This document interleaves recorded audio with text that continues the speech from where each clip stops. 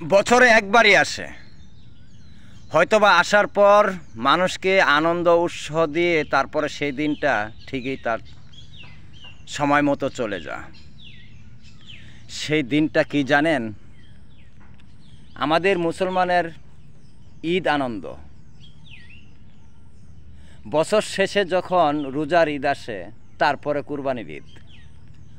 রোজার ঈদ মানুষ কেনাকাটা নিয়ে, তার শপিং নিয়ে, মার্কেট করা নিয়ে ব্যস্ত থাকে।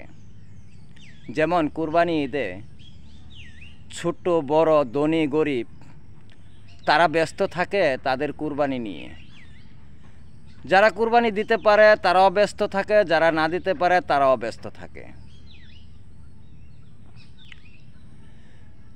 এই দিনগুলো বছর শেষে যখন এই ঈদটা আসে, মানুষ অনেকটাই আনন্দ ভোগ করে, অনেকটাই আনন্দ উৎসাহ করি আমরা।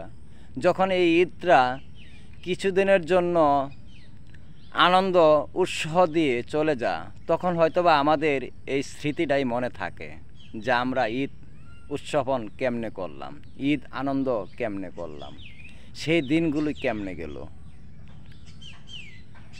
তো দোয়া করি এই ঈদে সবাই আনন্দ ভোগ করেন, সবাই ভালো থাকেন, সুস্থ থাকেন,